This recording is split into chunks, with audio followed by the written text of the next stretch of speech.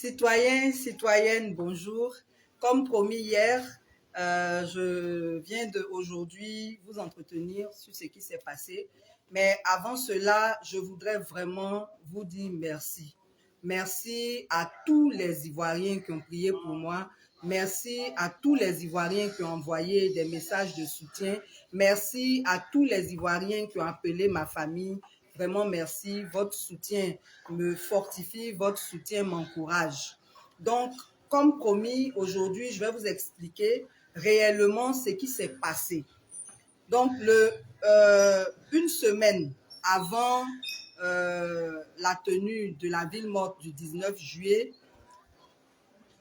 une personne de la société civile du Mali, notamment le président de Unis pour Mali, qui est un mouvement patriotique, m'a contacté à travers un ami et m'a invité à venir au Mali pour un partage d'expérience. Et donc, comme avant cela, j'avais eu quelques soucis de santé, j'étais fatiguée, je me suis dit que c'était aussi une opportunité pour aller me reposer. C'est ainsi que le voyage du Mali a été programmé et le 27 juillet, je me suis rendue à l'aéroport. Quand je suis arrivée à l'aéroport, déjà là dehors à l'entrée au premier contrôle, la dame qui a pris mon passeport, après avoir pris mon passeport, est allée consulter ses collègues. Ils ont échangé et après cela, ils m'ont remis mon passeport, ils m'ont demandé d'enlever mon masque, ils ont demandé si c'était vraiment moi et puis ils m'ont demandé ce que je partais faire au Mali. Je leur ai dit que je partais me reposer et puis on m'a laissé passer. Après le contrôle, l'enregistrement des bagages, encore en haut, il y a un autre contrôle où on prend les empreintes et tout. Donc là-bas aussi, quand je suis arrivée, le policier qui a pris mon passeport a appelé encore une de ses collègues. Sa collègue a appelé quelqu'un. Ils ont parlé, et puis après, on m'a laissé passer. Donc, je savais que déjà, le voyage était, en tout cas, je savais qu'on me suivait. Donc, je suis partie. Quand je suis arrivée au Mali, c'était donc le mercredi 27 juillet, je me suis reposée le jeudi. Et c'est le vendredi après-midi, j'ai commencé mes rencontres. Mais déjà le jeudi, j'ai parlé avec mes tuteurs. On a dit, bon, tel que les choses se sont passées à l'aéroport, si je ne communique pas sur mon voyage, on dira que c'est suspect. Donc, autant communiquer. Donc, c'est comme ça que le vendredi, j'ai commencé mes rencontres avec les Ivoiriens du Mali, ainsi de suite. Bref, aujourd'hui, il ne s'agit pas de dire ce qui s'est passé au Mali. On va en parler après. Et donc, le voyage s'est bien passé, j'ai fait mes entretiens, mais j'ai fait des publications pour dire que je profitais de ce voyage après m'être un peu reposée pour rencontrer la communauté ivoirienne, pour rencontrer la société civile du Mali et aussi les autorités maliennes à propos des 49 militaires qui sont là-bas. Voilà un peu comment les choses se sont passées. Donc, je devais revenir dimanche, mais compte tenu des rendez-vous qui ont été pris, j'ai décalé mon voyage au mercredi. Donc, mercredi, j'arrive à l'aéroport d'Abidjan. Mais déjà, avant d'arriver, comme je savais que c'était possible qu'il se passe ce qui s'est passé, j'ai informé mon assistante, je lui ai donné certains contacts et je lui ai dit que si je ne sortais pas de l'aéroport à temps, qu'elle lance une alerte. Donc, j'arrive à l'aéroport, on prend mon passeport. Là encore, on sort, on s'en va tourner, on vient, on me dit, bon, le commissaire de l'aéroport veut me voir. Je les suis, on s'en va. On arrive là-bas, je dis, bon, ils me disent que le directeur général de la police veut me voir. Il veut me voir à la préfecture de police. Je dis, mais pour me voir là, lui, il a mon numéro, il n'a qu'à m'appeler et puis je viens. Est-ce qu'on a besoin de faire tout ce cinéma? Bon, comme il y a des gens qui m'attendent à l'aéroport, je vais les appeler pour leur dire que je m'en vais à la préfecture de police. On dit non, il ne faut pas appeler, de donner mon portable. Je dis, mais si vous dites qu'il n'y a pas de problème, pourquoi vous ne voulez pas que j'appelle? Et même s'il y avait problème, j'ai le droit d'appeler mon avocat aussi. On dit non, je ne dois pas appeler, de donner mon portable. Donc, j'ai fermé le portable et puis je leur ai donné. Et c'est comme ça qu'on m'a conduit à la préfecture de police. Mais évidemment, ceux qui m'attendaient ont constaté que j'avais disparu, mais ils ne savaient pas où j'étais puisque je n'ai pas parlé avec eux. Donc, c'est comme ça qu'après, l'alerte a été donnée que j'ai disparu. Certains ont dit à la DST, enfin. Mais j'étais à la préfecture de police. Arrivé à la préfecture de police, j'ai demandé à appeler. On dit qu'on ne veut pas que j'appelle. On est arrivé là-bas. Je suis arrivé, l'avion est arrivé à 18h20. Le temps des embouteillages, tout ça, on est arrivé à la préfecture de police après 20h. Donc, arrivé là-bas, j'ai demandé à appeler un avocat. On ne veut pas que j'appelle. Je dis, mais attends, c'est pas normal. Ici, à la préfecture de police, là, on est dans un circuit normal. Donc, c'est normal que j'appelle. On dit non. Je dis, OK.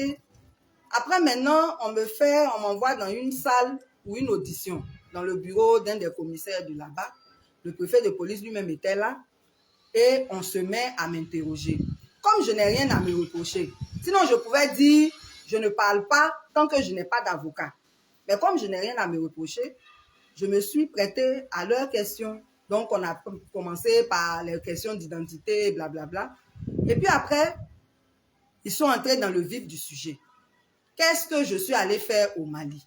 J'ai dit, je suis allée au Mali pour me reposer. Pourquoi c'est maintenant là, moi je vais aller me reposer au Mali? J'ai dit, mais c'est parce que c'est maintenant là, je suis fatiguée. Donc c'est maintenant là, je suis allée me reposer au Mali. Qui m'a invité au Mali? J'ai dit, c'est un président d'un mouvement patriotique qui s'appelle Sidi El Mokhtar. On me dit, ça là même, c'est le nom de djihadiste. On dit, bon, quand tu es parti là-bas, là, tu as rencontré ceux qui ont renversé Ibeka. J'ai dit, qui a renversé Ibeka? Si vous me dites qui a renversé Ibeka, je vous dirai si je les ai rencontrés.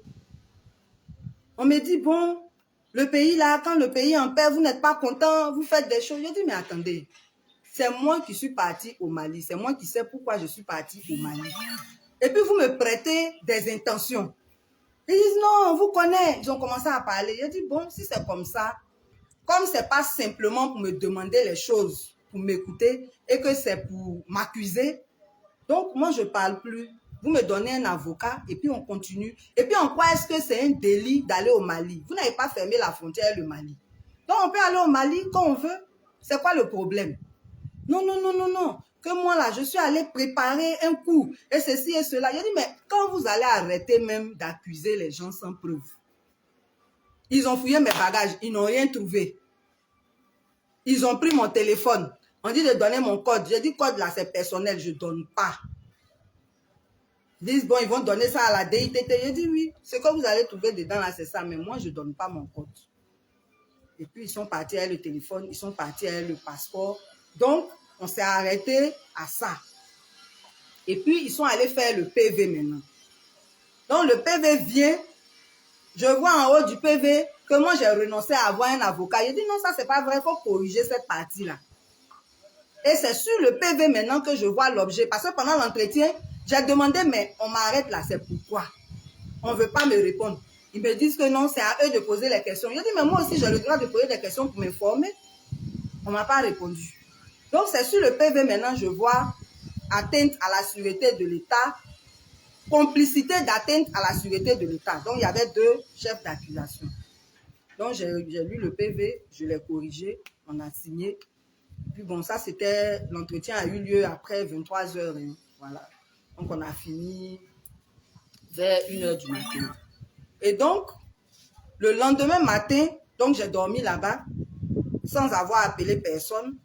Le lendemain matin, on m'appelle, on me dit qu'il y a une partie du PV qu'on veut modifier. J'ai dit, moi, je ne peux pas modifier PV parce que ce qu'on s'est dit hier, là, c'est ce qui est consigné dedans, c'est ce que j'ai lu et validé et signé. Maintenant, affaire d'avocat, là, c'est comment? On dit, bon, il faut appeler ton avocat. C'est comme ça que j'ai eu le droit d'appeler un avocat. Donc, ce que je voudrais dire, c'est qu'il ne faut pas se comporter comme si on était dans un monde sans règles. En Côte d'Ivoire, là, on peut ne pas être dans un état de droit, mais le monde a ses règles de fonctionnement. Moi, je suis une citoyenne ivoirienne, responsable d'une organisation de la société civile. Un pays frère m'invite. Je réponds à cette invitation. Mais je ne peux pas aller au Mali et ne pas m'informer sur la situation de mes frères là-bas. J'ai rencontré le président de la communauté ivoirienne, il m'a exposé leurs difficultés, mais heureusement, le problème des 49 militaires n'a pas créé de problème majeur entre les Ivoiriens et les Maliens. Donc, gloire à Dieu. Ce qui veut dire que ce problème-là, on va en parler plus tard, pas aujourd'hui, mais ce n'est pas un problème entre les peuples. Il n'y a aucun problème entre le peuple malien et le peuple ivoirien. Ça, c'était déjà rassurant. J'ai parlé aussi avec la société civile malienne qui m'a donné son avis sur tout ce qui se passe. J'ai parlé avec les autorités. Et normalement, même là, quand un incident comme ça là, se passe, les autorités ivoiriennes même devraient se rendre au Mali.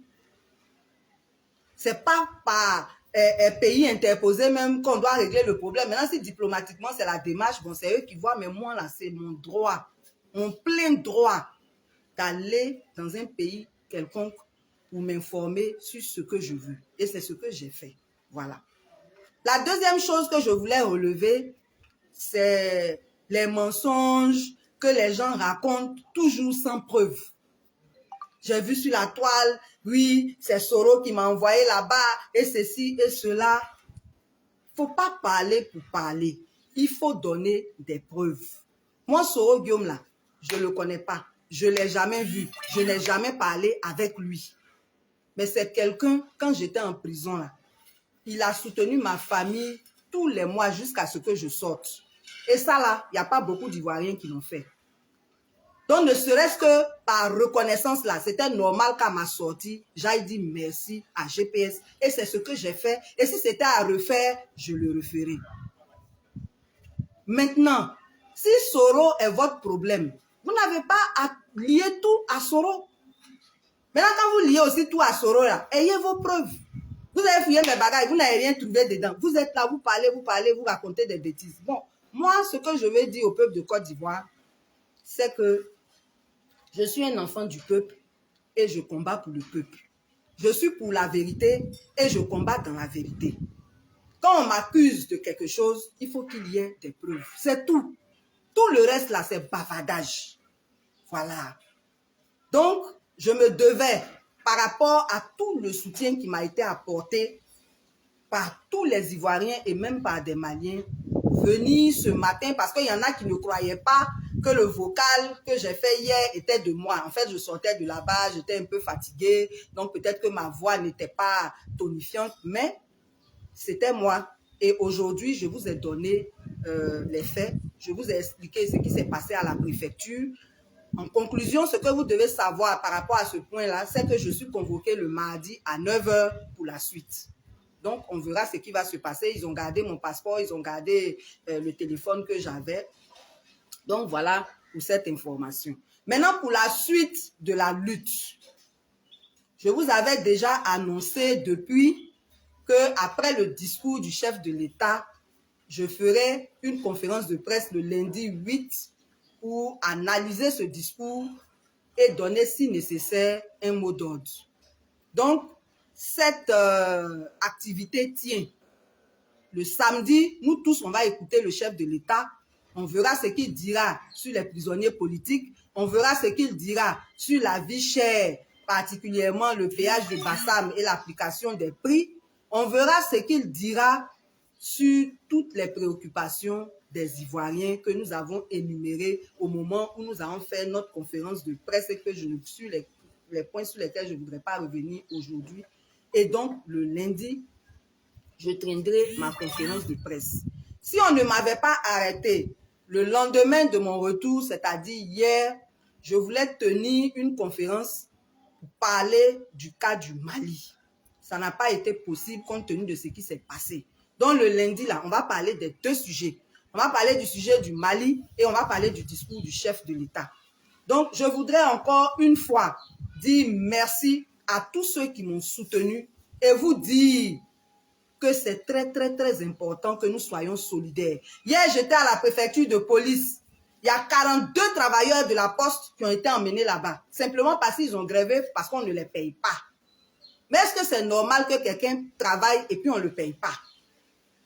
Je ne sais pas quelle suite a été donnée au dossier, mais je veux dire que si nous, les Ivoiriens, nous ne sommes pas solidaires, nous n'obtiendrons jamais de justice. Nous n'obtiendrons jamais de réponse correcte à nos problèmes. Nous n'attendons jamais de satisfaction à nos revendications qui sont justes. Et ce que nous demandons là, c'est la justice sociale, c'est le partage équitable des richesses, c'est le respect de nos lois, c'est l'application des lois que nous prenons, c'est l'application des mesures qu'on prend en faveur des populations, c'est le respect des populations qui doivent être consultées avant certaines décisions. C'est tout ça. On lutte pour un état de droit. Et pour lutter pour l'état de droit, il faut que nous soyons solidaires. Donc, rendez-vous le lundi et que Dieu vous éclaire, que Dieu vous fortifie, que Dieu vous donne vraiment la sagesse afin que chacun dépasse ses appartenances politiques, religieuses, ethniques pour voir l'intérêt national, pour voir l'engagement citoyen, pour s'engager véritablement sur, comment on appelle ça, tout ce qui concerne le peuple. Donc, je remercie tous les membres de ACI. Je remercie tous les cyberactivistes qui se sont engagés dans vraiment la lutte, dans la défense de ce que nous faisons. Je ne vais pas citer de nom pour ne pas frustrer les uns et les autres. Tous ceux qui ont participé se connaissent. Continuons d'être solidaires, continuons de nous serrer la main et nous aurons la victoire. Et nous aurons cette nouvelle Côte d'Ivoire qui est vraiment pour l'intérêt de tout le peuple. Et nous n'allons pas baisser les bras. Tant que nous aurons la bouche pour parler là, on va parler, on va dire la vérité, on va lutter. Et on espère que petit à petit, chacun comprendra le sens de ce que nous sommes en train de faire. Et ensemble, nous aurons la victoire sur l'oppression. Que Dieu bénisse votre week-end, vraiment à lundi.